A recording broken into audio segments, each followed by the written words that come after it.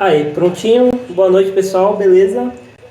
Estamos aqui para mais um encontro do grupo de estudos e hoje a gente vai falar sobre, aqui, pegando aqui vamos dar uma olhada aqui na relação de estudo. A gente vai falar sobre assinaturas digitais e criptografia, né, de chave pública e privada e estamos nessa. Vamos nessa aí. Então, beleza, né? Blockchain e a sua criptografia, um novo paradigma de vida, né?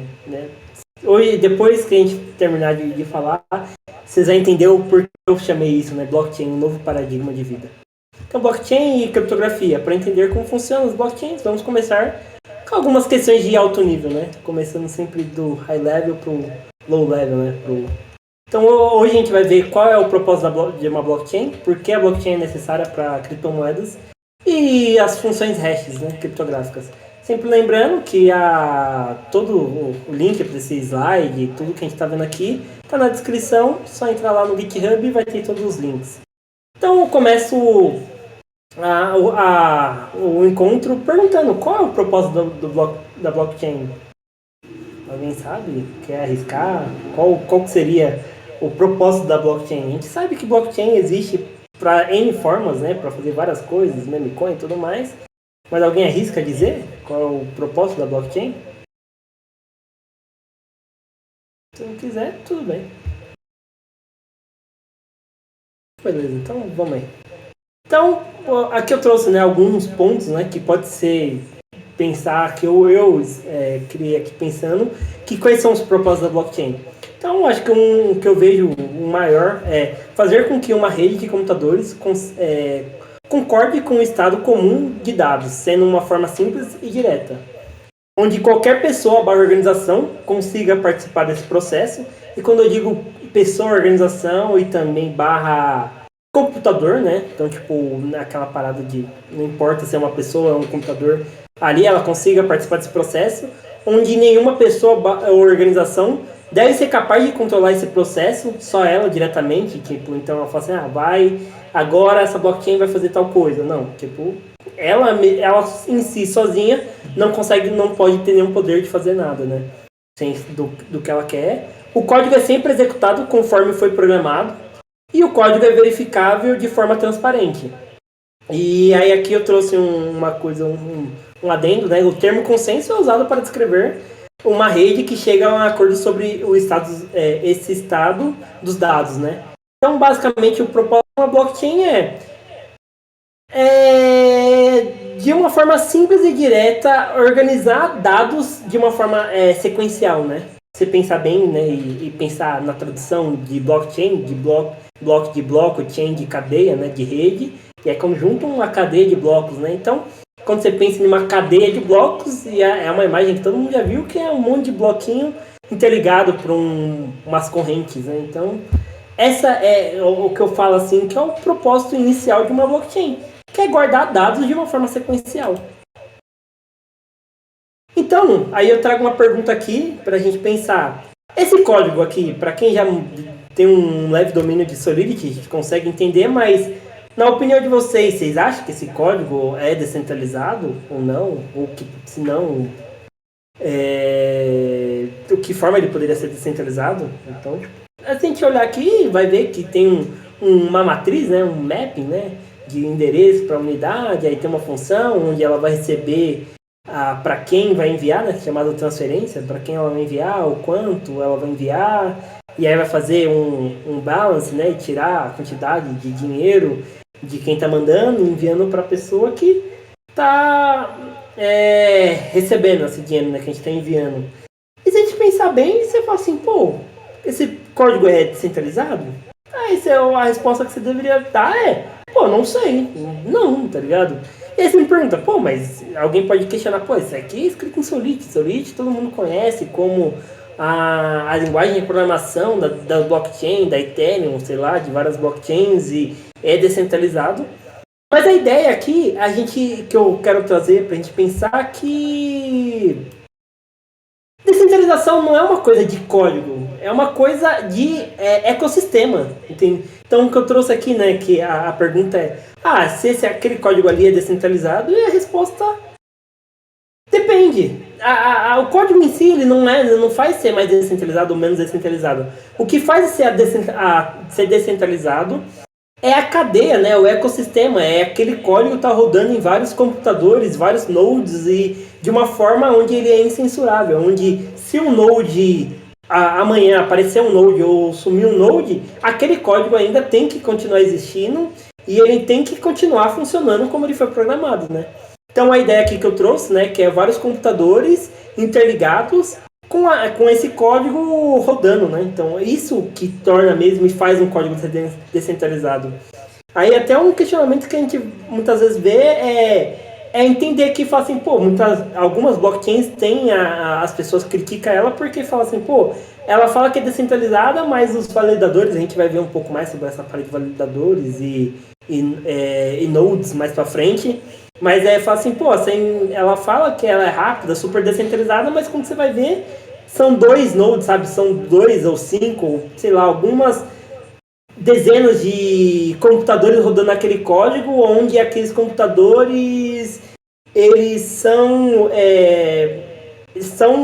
quem é dono delas são a própria blockchain, a própria empresa que está atrás daquela blockchain, e aí isso levanta vários questionamentos se aquilo ali mesmo, sabe, tipo, se uma empresa detém mais de 51% de todos os nós validadores, se aquilo ali é uma blockchain descentralizada ou não, mesmo que existindo milhares, centenas de nodes, né, validadores. Então aqui, né, para a gente entender um pouco mais, para aquilo que eu estou dizendo, né, que o que a gente está falando é sobre a rede blockchain, né? Então essa é a parada da rede blockchain que faz existir a descentralização. E aí eu trouxe alguns conceitos, né, de uma rede blockchain, que na minha visão são esses 4 que mais ou menos toda blockchain hoje em dia que se propõe a ser uma máquina virtual descentralizada, ela vai ter. Então uma blockchain, que é o nome dado do protocolo que conecta essas máquinas, né? Então blockchain é o todo. Node, né, os nós, ou nodes, né, que é cada máquina ou node que executará o código conforme ele é escrito. As regras, então a rede blockchain põe as regras que devem ser seguidas. E um smart contract, né, uma forma de contrato inteligente onde cada programa é executado dentro da rede e é chamado de smart contract, né? Então, tipo, então a blockchain é o nome de tudo, né, desses vários protocolos. Então, para quem já está acostumado, né, com a internet, já estudou um pouco, sabe, né, que a internet em si ela é um conjunto de vários protocolos, né, HTTPS, SSH, IPFS não, esqueci. Mas então, existem vários protocolos de segurança, de comunicação que faz a internet funcionar. Então você fala assim, pô, eu quero mandar um e-mail para alguém, você vai usar um SMTP, se eu não me engano, essas paradas. E é isso, então isso é a internet. A internet é um conjunto de vários protocolos onde tem os servidores e tudo mais, e é aqui na blockchain onde tem os nós, né, os nodes, que são as máquinas que executam, as regras que tem que ser seguidas, né, então tipo, a gente vai dar uma olhada um pouco mais adentro do que são essas regras, e uma forma de escrever um contrato inteligente que, né, como você quer se tornar um computador descentralizado, você quer que outras pessoas, além de você e a empresa por trás da blockchain, consiga criar coisas, programas dentro dessa blockchain. Até aqui, por enquanto, está tudo certo? Alguém tem alguma dúvida? Não tem problema se eu estiver correndo. Pode me interromper ou mandar mensagem no chat. Então, beleza. Então, vamos seguindo. Então, aqui eu trouxe, né, nesse primeiro momento, assim, do grupo de estudos, a gente vai tá olhando bastante o Bitcoin, porque o Bitcoin foi, como eu falei, né, o Bitcoin, ele foi a primeira blockchain / criptomoeda de sucesso, e aí eu falo aqui / porque a blockchain e a criptomoeda do Bitcoin tem o mesmo nome, mas, por exemplo, da caso da Ethereum é o nome da blockchain e o nome do token se chama Ether. Então tem essa pequena diferença, mas no Bitcoin, quando você fala Bitcoin, você está falando da moeda e da blockchain ao mesmo tempo. Então ela foi a primeira blockchain de sucesso, mas como diferente do que muitas pessoas acham, ela não foi a primeira. Então existe já ali o Bitcoin, quem já leu o white paper que o Satoshi Nakamoto escreveu do Bitcoin, ele fala, né, ele cita que ele se baseou em algumas coisas ali que o Ralph Finney escreveu, que eu acho que, se eu não me engano, acho que é o Gavin Wood também, que é o Digital Cash, o eGold, eu acho que é alguma coisa assim. Então ele foi, essas foram as primeiras blockchains, só que elas não tinham uma coisa que o Satoshi Nakamoto conseguiu resolver, que revelando aqui, dando um spoiler, que é o Bitcoin resolve, é o problema de gasto duplo. Mas eu acho que no próximo encontro a gente vai falar sobre isso, ou mais pra frente, eu não lembro direito, mas isso é a diferença do Bitcoin, que ele resolve esse problema do gasto duplo. Mas existe outras blockchains, outras paradas que blockchain, uma forma descentralizada, é um problema que as pessoas vêm pensando ali desde os anos 90, 80 mais ou menos. Então como funciona? O Bitcoin ele tem uma criptografia de chave pública, né? Então, como a gente viu no encontro passado, né? Aquela explicação de chaves assimétricas, né? Então, tem uma chave que assina e outra é uma que verifica, né? Então, a chave pública e privada, de forma para autenticar os usuários, recompensa de mineração, né? Então, um incentivo financeiro para os mineradores. E aí aqui entra o Proof of Work, né? O modelo de consciência que mantém a segurança, que é a prova de trabalho, que mais pra frente a gente vai dar uma olhada também no que é essa parada de o que é consenso, o que é Proof of Work, Proof of Stake e tudo mais. Uma estrutura de dados vinculada, uma forma de criar blocos cronologicamente, né? De uma forma cronológica, seguindo um padrão e uma regra. E uma rede peer-to-peer, que é uma rede de ponta a ponta, de forma a distribuir, forma de distribuição da blockchain sem necessidade de permissão.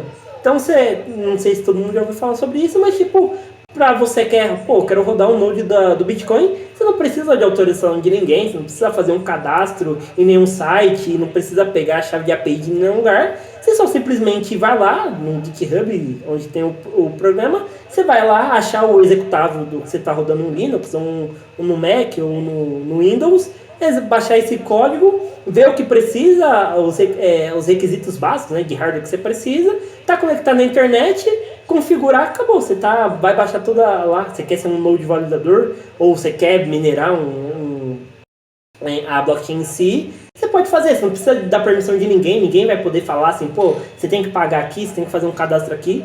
É uma coisa open source, né? Como o nome já diz, que é aberto, e a rede peer-to-peer é isso, né? Onde você vai mandando dados e pegando dados de outras pessoas sem pedir permissão de ninguém. É bem parecido com o torrent, para quem já fez, né, já usou a Netflix paralela, né, a Netflix verde, sabe que você só ia lá, achava o arquivo que você queria baixar, jogava no torrent e acabou. Então aqui eu venho com uma pergunta, né? Por que a blockchain é necessária para criptomoedas? Alguém tem alguma ideia?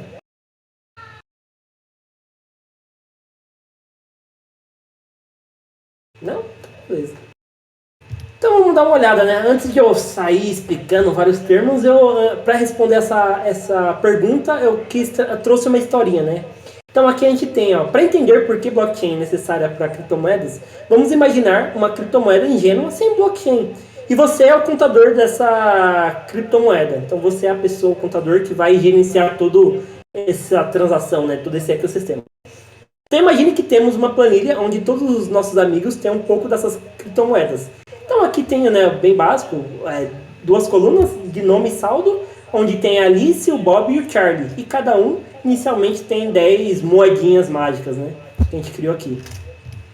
E beleza, tá funcionando. E aí aqui você fala assim, aí a Alice vai comprar alguma coisa do Bob. E ela fala assim, eu quero gastar meu dinheirinho mágico. E ela entra em contato com você e fala assim, Alice envia 5 moedas para Bob. Então aqui é o estado inicial. E depois dessa transação, a Alice vai ficar com 5, Bob vai ficar com 15, né? Que é 10 mais 5 que ele tinha. E Charlie continua mudando, continua com os 10 dele, porque ele não mudou em nada.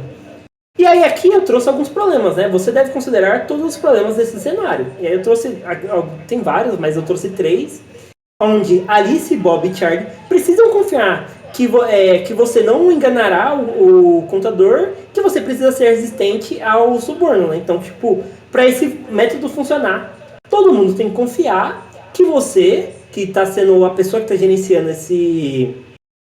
essa planilha, né, não vai subornar ninguém, né? Tipo, ninguém vai subornar, onde vai lá, ali se fala que pagou, mas na verdade ela mandou 5 pro Bob, ele fica com 15, mas você não tirou os outros 5 dela e ela continuar com 10. Aí do meio, do nada você criou mais 5 moedas aí, porque você quis, entendeu? Aí tem outro problema que todo mundo precisa de uma maneira de visualizar facilmente seu saldo que esteja amplamente disponível e atualizado. E todo mundo precisa, e se Alice, Bob e Charlie convidar mais amigos para o seu círculo monetário, rapidamente a contabilidade se torna demais para você.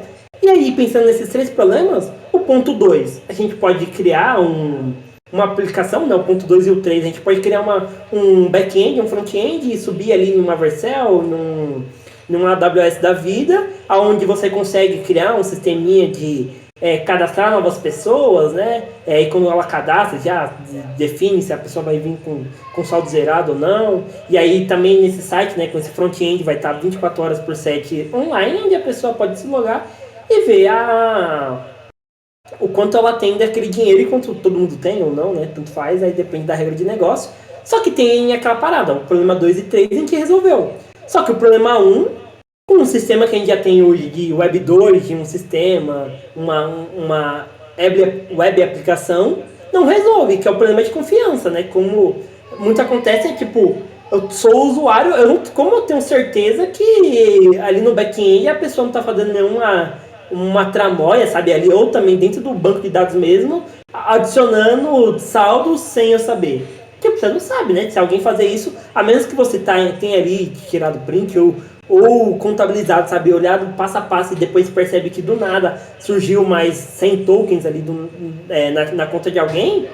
Se você não tá olhando ali, observando, você não tem como saber que está acontecendo alguma tramóia, né? Então, aí aqui que entra a ideia né, da blockchain. E respondendo a pergunta, por que a gente precisa de uma blockchain? Foi que é isso, né? Então, aqui, ó, esse é o problema que atormentou os entusiastas de criptografia durante anos. No fundo, muitos... calma, respira. Então, esse é um problema de confiança, foi uma coisa que atormentou várias pessoas durante anos, né? E aí, que no fundo, muitos autoproclamados cypherpunks achavam que a solução estava em algum lugar do terreno da tecnologia criptográfica, mas ninguém era capaz de criar um sistema infalível. Até 2008, esse sistema foi imaginado. Uma pessoa, ou pessoas, né, sob o pseudônimo Satoshi Nakamoto, então ninguém sabe se... Tem algumas pessoas que falam que Satoshi Nakamoto é uma pessoa só, tem gente que fala, não, é evidências que é um grupo de pessoas, não sabemos, só que ele lançou, essa pessoa, esse grupo de pessoas, lançou um white paper sobre o Bitcoin. Nesse documento, eles descreveram um sistema que criaria uma rede de ponta a ponto para trocar valores. Esse sistema combinaria anos de pesquisa criptográfica e incentivos financeiros teóricos da teoria dos jogos para criar uma rede segura e dimensionável. Então, não sei se todo mundo sabe o que é a teoria dos jogos. Eu posso jogar aqui, ó. Teoria dos jogos. Eu vou jogar aqui no Google, que é muito simples, que é muito mais fácil explicar isso com uma imagem do que eu ficar falando e pode ser que ninguém entenda nada. Cadê? Pode ser esse aqui, ó. Esse aqui é mais bonitão. Pera aí, que a internet tá meio lenta. Deixa eu abrir aqui. Que aqui ele vai... Não, acho que aqui não, ele vai... Eu deveria ter aberto aqui também. Ok, abrir e mandar lá. Esse aqui é o botão certo. Então, beleza, a teoria dos jogos é mais ou menos isso. Aqui, com um exemplo, é mais fácil de explicar. Que acontece de 2 pessoas fizeram um crime e elas foram presas. E aí tem uma teoria que se ambas... aí aqui, né, tem uma coisa. Se ambas pessoas, né, confessar, cada uma vai... se foram, né, as 2 pessoas cometeram um crime e tem que ficar 10 anos preso, né? Só que aí os policiais, as pessoas que estão interrogando, falam, ó, se ambas pessoas confessar, todo mundo vai pegar 5 anos de cadeia. Só se uma pessoa confessar e outra não confessar, A que confessou é solta e a outra vai pegar 10 anos de cadeia. Ou aqui também é outro caso, né? Se a outra pessoa confessar e você não, você pega 10 anos de cadeia e a outra pessoa sai solto. E se ninguém confessar, os dois pegam 6 meses de cadeia. Então a teoria dos jogos é aquilo, de onde você tem, você vai ter um sistema onde você tem um incentivo para você contribuir. E se todo mundo contribuir, todo mundo vai sair na vantagem. Mas se você roubar e a outra pessoa contribuir, você que roubou acaba sendo penalizado. Então essa é mais ou menos a teoria dos jogos, que é onde você faz um algoritmo, né? Que a pessoa vai querer contribuir, que ela vai ganhar alguma coisa. Onde se você contribuir, se todo mundo tiver sendo legal, sabe? Fazendo a coisa certa, o ganho de todo mundo vai ser igual. Mas se todo mundo estiver roubando e você fazer a coisa certa, você vai sair na frente de todo mundo. Entendeu? E se todo mundo sair roubando, aquilo ali todo mundo fica também igualado, entendeu? Então, mais ou menos essa é a teoria dos jogos. Se não ficou alguma dúvida, é só falar. Ou também procurar na internet, o que mais tem é artigo e vídeo explicando isso. Pessoas muito mais, com um conhecimento muito maior que o meu, conseguem explicar isso, né? Mas, seguindo aqui. O documento descreve uma cadeia de blocos unidos criptograficamente. Mais tarde isso seria cunhado como blockchain. O interessante é que no white paper do Bitcoin, Satoshi Nakamoto não foi ele que criou essa palavra Bitcoin. Ele fala, né, sobre toda essa parada e depois de alguns anos, eu nunca ouvi falar que foi alguém assim, mas foi meio que a própria comunidade cunhou esse termo, né, blockchain, a cadeia de blocos. Mas ele falava, né, onde tem vários blocos unidos criptograficamente, né. E para unir tudo isso, a blockchain foi inventada para resolver o problema de confiança, para criar um sistema que seja completamente neutro e resistente a qualquer censura ou suborno. Então, aqui dando um recap, assim, pegando algumas informações que normalmente todo mundo que está entrando no mundo Web3 já sabe que escutar o Bitcoin, ele vem resolver esse problema da confiança, onde é um sistema totalmente descentralizado, onde não tem uma pessoa que vai definir quantas moedas vai ser emitida agora ou não. Ela tem um saldo, ela vai ter, na verdade, um limite, né, que são 21 milhões de tokens que vai ser criado. E aí existe uma coisa chamada halving, que a cada mais ou menos a 4 anos, a cunhagem, né, dessas moedas vai diminuindo pela metade, até chegar uma hora que cunhou todas elas, e aí não vai existir mais nenhuma nova emissão de moeda, e aí a economia e todo o sistema vai funcionar com essas 21 milhões de tokens que existem, né? E aí esses 21 milhões de tokens, um Bitcoin, né, uma moedinha, né, ela tem uma casa decimal, se eu não me engano, de 8 casas decimais, né? Então, pensando assim, com R$1, a gente tem R$1, e esse R$1 pode ser quebrado até 100, né? Então, se você tem 100 moedinhas de 1 centavo, você tem R$1. E aí, no Bitcoin, você tem essa casa decimal de 8 casas, né? Eu acho que sei lá se chama casa decimal, mas eu acho que sim. Então você pode quebrar um Bitcoin em até 8 casas e aí a menor unidade são os sats, né? Aí tem os sats e assim vai indo. Alguma dúvida por enquanto? Podemos seguir? Alguém tem alguma dúvida? Quer falar alguma coisa? Tranquilo, pode seguir. Beleza.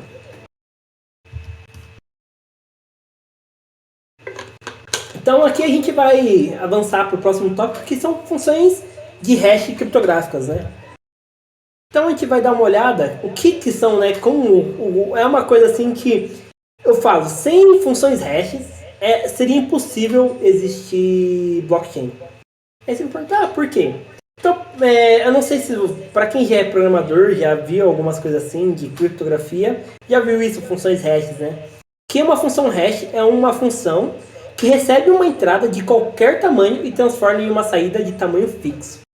E pra mim, assim, tipo, esse parágrafo, esse conceito, pra mim, eu acho muito bonito e muito mágico, né? Então aqui fala, vamos imaginar uma função hash que recebe uma entrada de qualquer tamanho e retorna uma saída fixa de 32 bytes.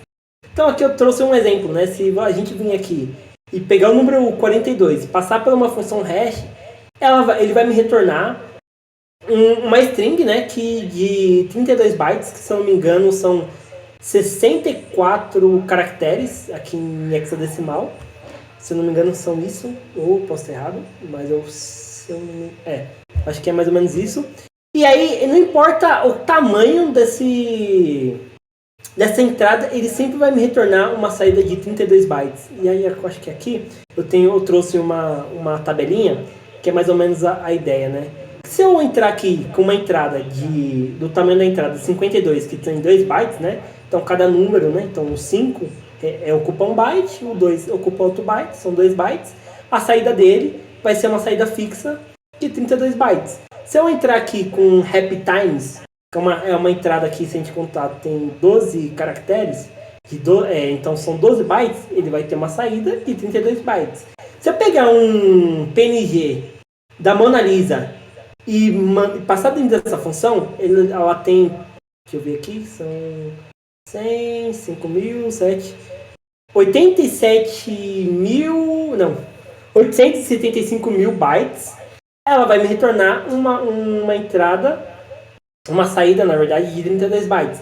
Se eu pegar o filme lá dos Vingadores, o primeiro, e passar dentro dessa função, ela vai ter tudo isso aqui de números. Então, aqui é 1,6 e aí tem mais 10 números, né? 10 casas decimais de bytes.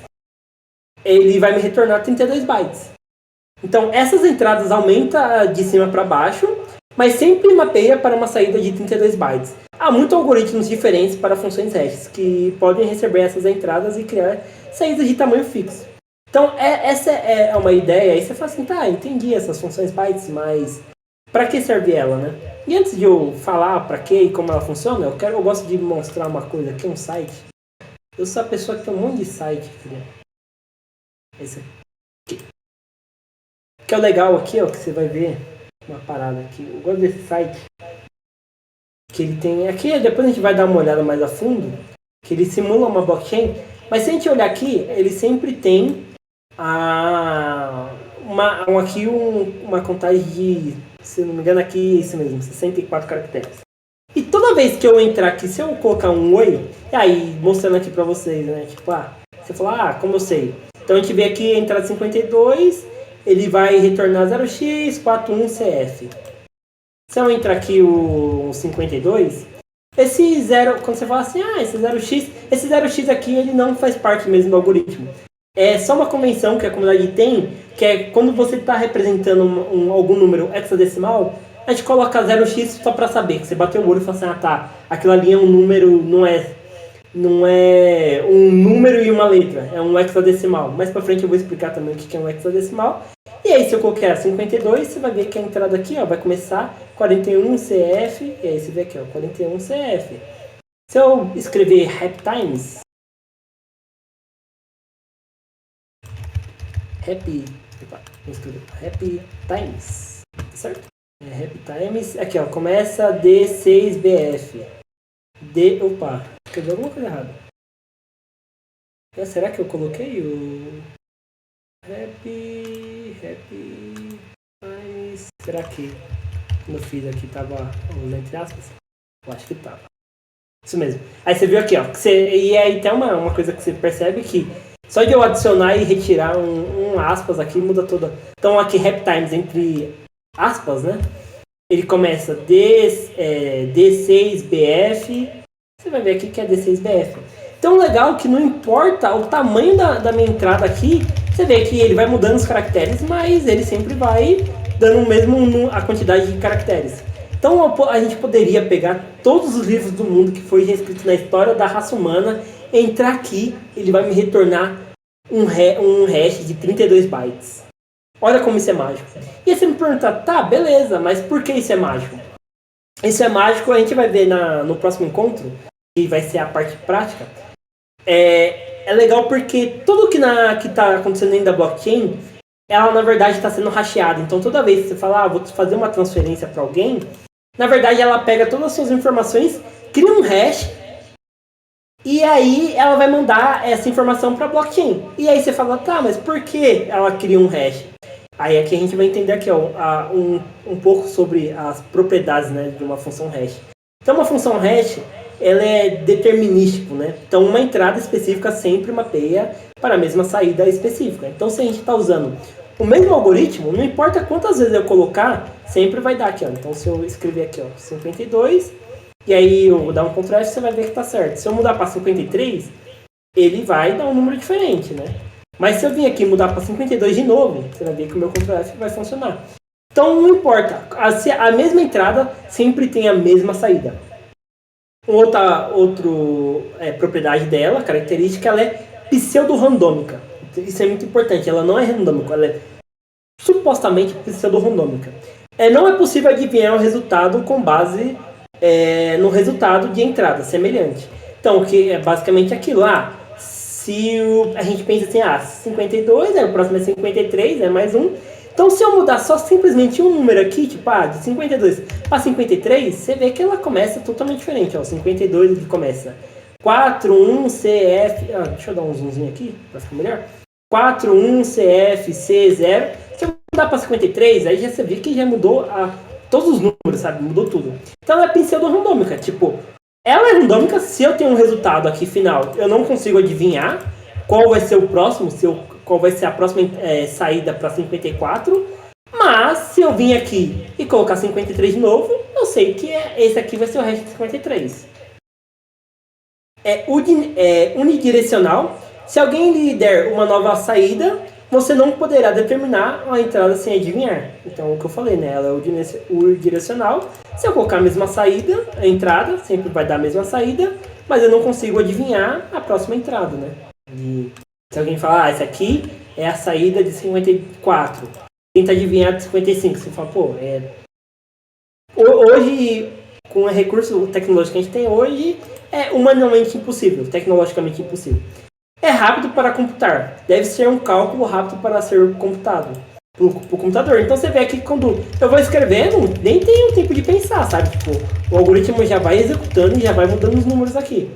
Então você vê que ela é relativamente rápida e resiste à colisão. Então a chance de colisão deve ser infinitamente pequena. O que é essa parede de colisão? A gente viu isso no encontro passado também, lá da Rainbow Tables, né? Que é aquela parada de se eu tenho uma entrada aqui, se eu mudar alguma informação, ela pode dar a mesma saída. Então isso é um problema, né? Porque se eu tenho uma... E aí quem já gosta quer dar uma estudada nisso, nesse site que a gente está usando o char 256. Mas se você procurar o char 1, o char 2, você vai ver que ele já não é tão seguro porque as pessoas já conseguiram criar algoritmos que faz colisão. Então ele analisa e consegue criar um algoritmo que faz colisão e você acaba descobrindo aquela saída, entendeu? Tipo, com esse hash eu consigo, com um hash específico eu consigo achar a entrada dele. Até aqui de boa? Até aqui alguma dúvida, algum problema, angústia? De boa. Então beleza, vamos seguindo. Já estamos no final, como eu falei, esse encontro aqui é bem curtinho. Então, funções de hash criptográfico. Como a função de hash criptográfico segura, você pode criar uma representação exclusiva de tamanho fixo de uma entrada, independentemente do seu tamanho. Então, o que eu falei, né? Uma entrada sempre dá a mesma saída, e essa saída, não importa o tamanho da entrada, ela sempre tem um tamanho fixo. Para blockchains, esse recurso é extremamente importante para economizar espaço. Em muitos casos, os blockchains e os smart contracts não precisarão armazenar uma entrada, elas podem apenas armazenar a saída do hash. Então, com isso que eu falei, isso é mágico e sem isso não dá. Porque quando você vai olhar aqui, então a gente entra aqui, ó, vamos...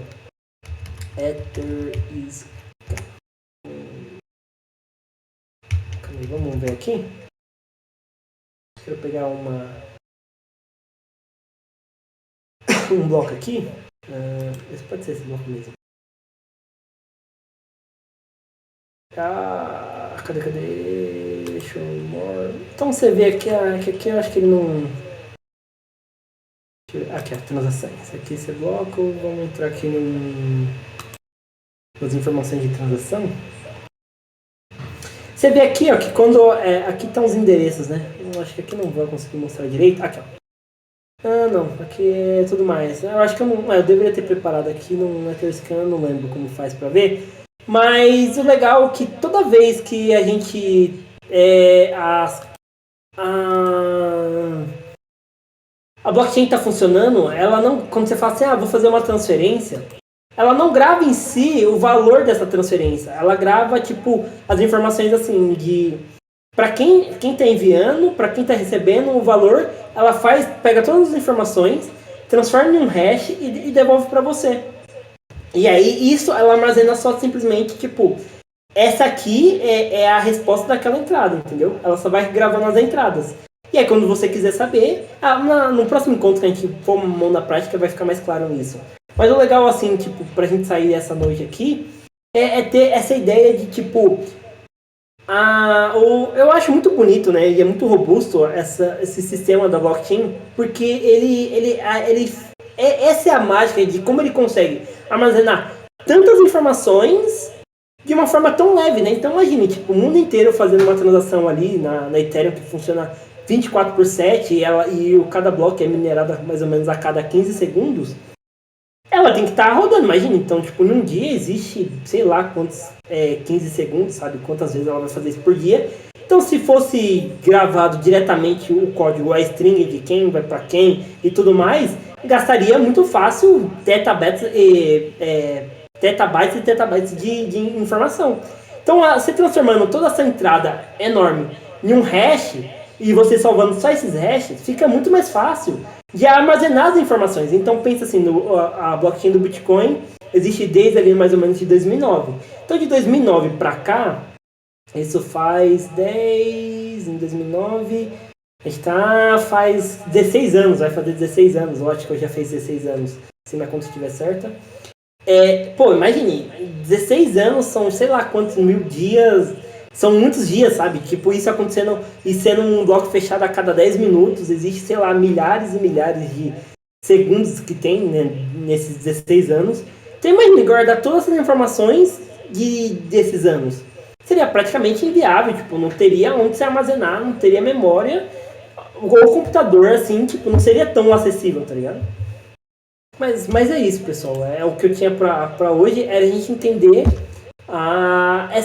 um pouco dessa parada assim, né? De, como eu falei no começo, né? Entender, e aí você vai ver, né? Essa parada aqui, a blockchain, criptografia, o novo paradigma de vida. Que é essa parada que é a descentralização.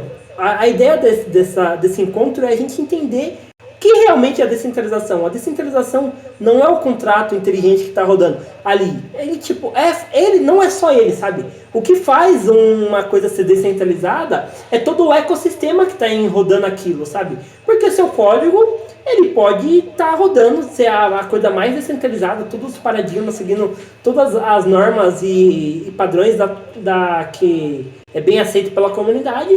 Só que se está rodando somente na minha máquina, eu posso fazer o que eu quiser com esse contrato, né? Eu posso falar assim, não, essa transação aqui eu não vou aceitar. Então a descentralização em si é essa parada de estar rodando todo esse ecossistema, né? Então tendo redundância e outras coisas. Alguma dúvida por enquanto? Tranquilo, de boa. Então beleza, isso era o que eu tinha para passar para hoje. Muito obrigado para quem acompanhou o vídeo até aqui. Valeu, até a próxima.